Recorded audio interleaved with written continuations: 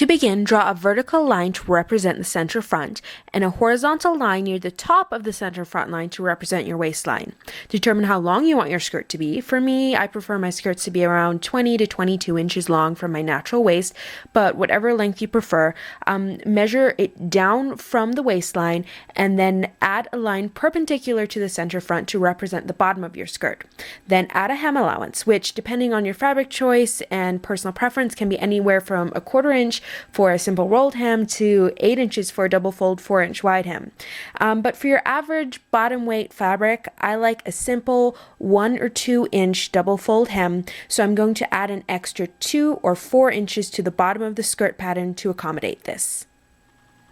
Next, measure the distance between your waist and your hips and add a line to your pattern to represent your hip line.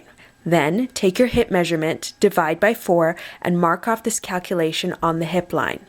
From the hip measurement, draw a line straight running down towards the hemline. This line should remain parallel to the center front. Then, take your waist measurement, divide by 4, and mark it off on the waistline. Sketch in a line to connect the waist measurement to the hip measurement. Front darts are optional but are relatively simple and add a shapely yet polished finish to a pencil skirt. Determine how deep you want your darts to be. For a front dart, I arbitrarily make them about 1 inch wide.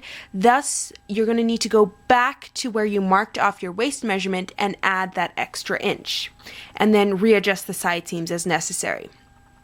Now, since you've added an extra inch, you're going to need to then take it away in the form of a dart. So halfway between the center front and your new waist marking, make a mark to indicate where the dart will go. Next, draw a vertical line down from that marking. Now, draw this line as long or short as you like. I usually go either halfway in between your waistline and hip line, or 4 to 6 inches, but you could theoretically go all the way to the hip line. It's not really that important, but I like 4 to 6 inches. When you sew the dart, it's going to fold along that line you just drew. Then you need to take your arbitrarily determined dart depth, so for me that was the 1 inch, and divide it by 2 and mark off this amount on each side of the dart placement. So in my case, that will be 1/2 inch on each side of the dart marking. And next you just need to draw down from those dots to the bottom of the dart line, forming a triangular shape, and this is a dart. This is the front of the skirt. I'm not adding any extra seam allowances as it'll be taken care of when I draft the back of the skirt. When you cut out the pattern, cut along the lines as indicated, including the darts, and when you cut out the fabric, the center front line will line up with a fold in the fabric and will not be cut. So it'll basically be mirrored or butterflied.